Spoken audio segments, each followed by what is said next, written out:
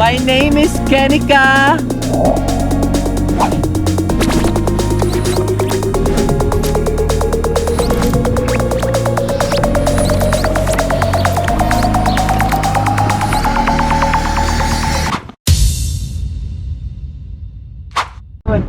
Hello, good morning. Ayan, oh my God, on the spot po. Bigla ang usapan. Kasi pupunta tayo sa Halifax. Oh my God, first time ko po makapunta. Kasama ko po si Maring Reg. Ang manggiitang Maring. ng si Jedley? Redley. And lobot na po tayo. Ay, naman na-charge. Magkakape muna kami. At ayan po, nagbibiyahe na po tayo papuntang Nova Scotia. Alas 12 na tanghali po tayo umalis from Ottawa papuntang Nova Scotia. Ito po yung pinakamahabang biyahe ko so far dito sa Canada. Ang ganda-ganda ng mga puno dito. Nabuto na kami ng hapon sa aming biyahe dito sa highway ng Trans-Canada. Ang ganda-ganda ng kulay ng sunset ngayon. Medyo kakaiba talaga siya. Pink na pink po yung kulay ng ating skies ngayon. I love it. Oh, pink. Pink na pink talaga, parang Phuket, Thailand.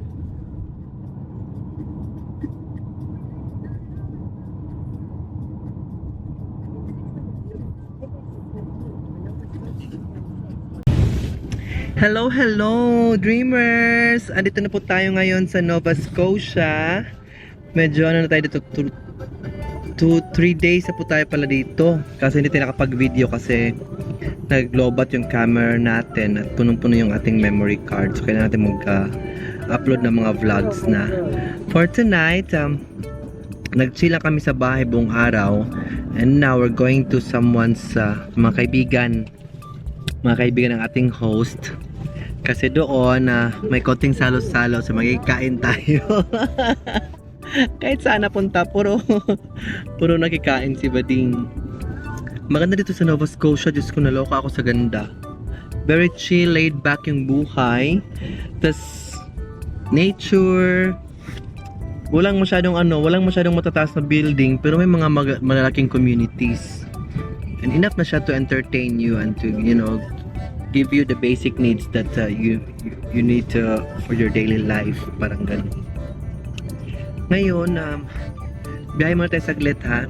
Then we'll try to check if pwede natin mapakita yung ating konting salo-salo. Kailan ba yung aking kinulang yung ko dito ba, oh?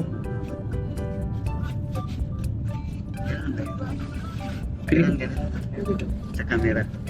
Ha? Yan po yung kaibigan, bagong friend ko, bagong tropa ko, mga kaedad ko lang po, 24 years old. Sabi ko, ay wala pala. Masyadong bright. Yan. Hindi ko sinaayos yung ko ba. Namamadali kasi ako si Redley kasi. Hindi niya inayos yung aking piluka. Ewan ko ba, hindi siya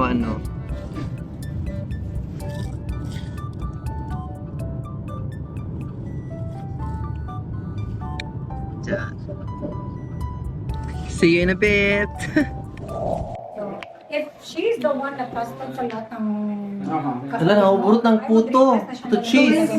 Sino nagluto nito? Wala na yung pagdating. Ito kasi yung platform ng YouTube. Ito yun. Siya? Ah. Rosalie. Yan lang. Pwede ka manood ka dyan. Subscribe mo nga ako dyan. Filipino na? Manood ka ng ilang video. Tapos, i-ano mo siya. I-search ka. Bigyan mo search ko yun. Hello po. Ang ingay-ingay masyado. Kasi usapan about vlogging, mga ganun-ganun, tapos mga update ng mga buhay dito. So tapos silang maka-present ng kanilang product. And ngayon, may mga namit tayong mga Pilipino na nagpunta din dito on their own, DIY. Tapos hindi sila nag-aada ng agency, so ang saya-saya. Anyway, dito tayo kasi may ilaw. Ayan po. Okay lang ba yung book natin dyan?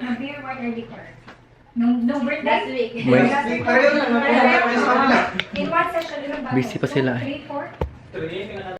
Ayan, pauwi na po tayo. Maraming salamat po sa inyo. Nice meeting you. Picture. Hello po. Maraming salamat po sa inyo.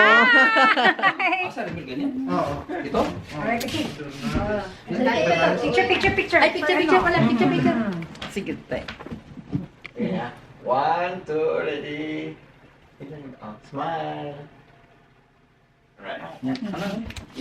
Salamat, good night. Keep in touch. Ma, may number sila sa akin. Okay. Salamat din.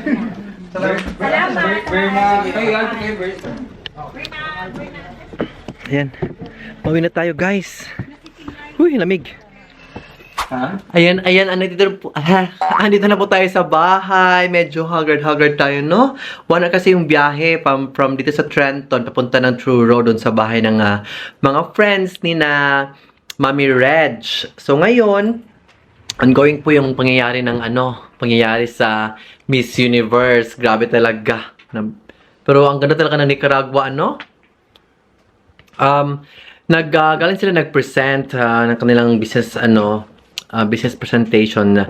Sama-sama lang tayo para may idea din tayo. Tapos, hopefully, patuloy din po yung ating pag-apply para sa work natin.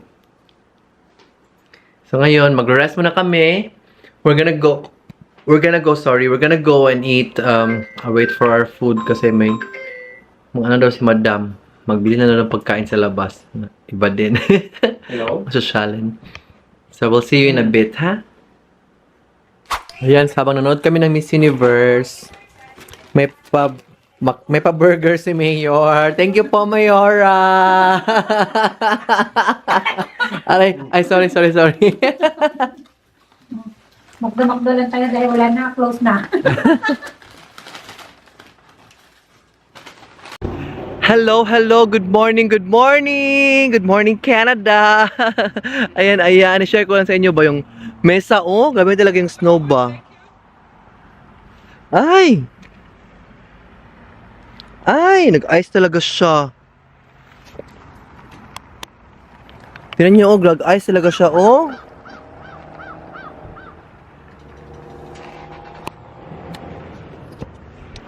Ibig sabihin nun, pag madaling araw, below zero na po yung temperature. Kaya winter is really here na talaga. Nag-snow na po sa Ottawa. At saka dito din, kaso nawala na yung snow. Ngayon, andito tayo sa Bayside Travel Center. Kasi pupunta tayo ng nakapagbiyahe na tayo ng siguro mga 1 hour. Pupunta tayo ng Chetty Camp. Isa siyang magandang location din. On the east side naman siya ng Nova Scotia. Pagpasensyahan nyo na kasi hindi tayo makapag masyado ng videos. Kasi we are yung mga sinamahan ko, gumagawa sila ng mga business presentation sa bahay. So medyo busy yung tapos malayo din yung mga pinupuntahan namin. Yun siya. Mga long drive, mga 4-hour drive, ganun. Sama-sama na ako. Tapos apply din. Hanap din ng trabaho. Ayan, I think ready na kami, nagpagas lang kami dito. Ito yung namin. Ito yung kanilang gas station. Tapos meron silang mga restaurant dito, parang stopover siya. Ayan. So let's go and continue muna our travel, ha?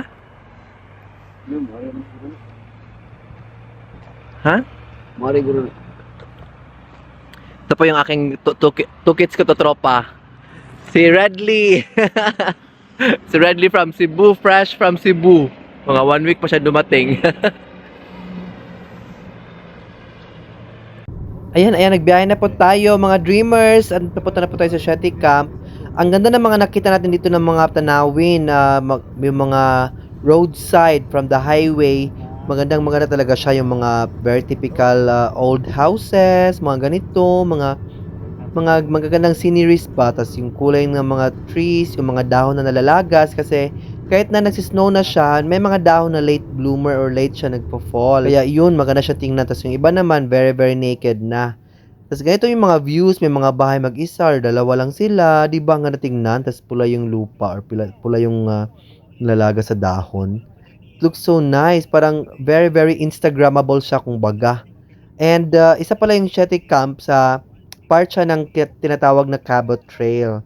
Itong Cabot Trail naman, sikat naman siya dito sa eastern side ng Canada. Kung gusto mong mag-tour around kasi may mga camping ground siya with a beautiful view, tas facing the ano din siya, ocean or facing the sea. Talagang maganda. Hello everyone, Diyos ko. Dami ng problema ko. Nilipot ko na buong Canada pa. Dami ko na napuntahan para trabaho. Dito na tayo sa... Oh my God. Shetty Camp, Nova Scotia. Oh my God, ang ganda. I can't believe it, everyone. Ang ganda-ganda talaga. Tingnan nyo, oh.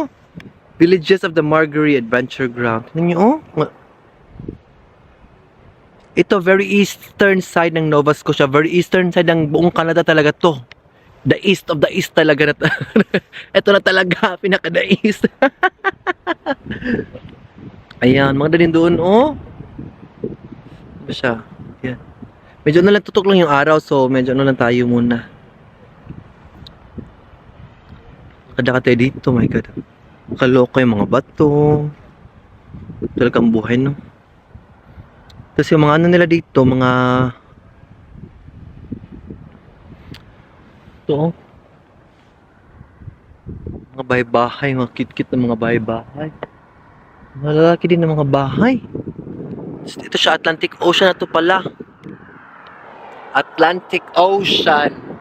Dito talaga, yung kanilang tinatawag na dagat, maalat. Kasi yung dagat doon sa Toronto, matabang. Kasi lake yun. Talaga, may view deck siya dito, oh. Aray ko. Aray, hila ka. Kamahulog tayo. Yun, oh. Mga bato-bato talaga dito, oh. Grabe, nag-drive kami ng 3 hours na galing sa bahay ng friend namin. Sa Trenton. Para makapunta tayo dito. Woohoo! Enjoy natin, ha? Yun, yun na lang.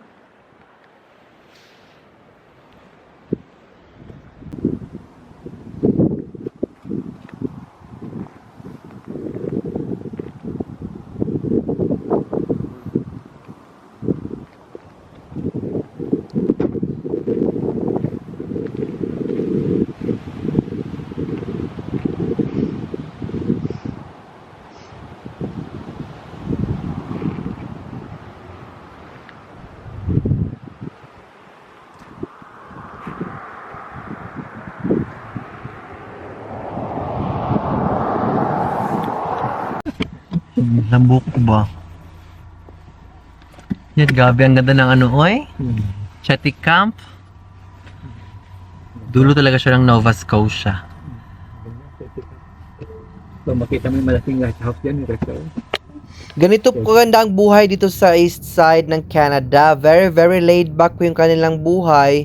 Mga rural at agricultural lands po yung nandito. Kaya makikita ninyo, maganda tingnan, mga countryside kumbaga, di ba? Very, very relaxing talaga para sa akin tinanay yung mga bahay na ito. Kasi mafe-feel ko na walang masyadong stress na nararamdaman yung mga nakatira dito. Kasi di ba, maaliwalas. Ayan, andito na po tayo sa sentro po ng Shetty Camp. It's a very, very nice, small, it's a small harbor town.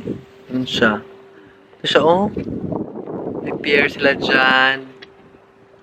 Tapos, may mga restaurants, may mga bahay-bahay na. Tapos may, nadaan kami kayo ng simbahan. Which is very, very nice. Dito tayo ngayon sa bargain shop. Pasok tayo and we will check it out. Baka may pakakita tayong mga, mga thrift finds. Coastal town po pala yung Shetty Camp and maganda talaga siya. Kaso lang, malamig yung water kasi pa-winter na yung pumunta tayo dito.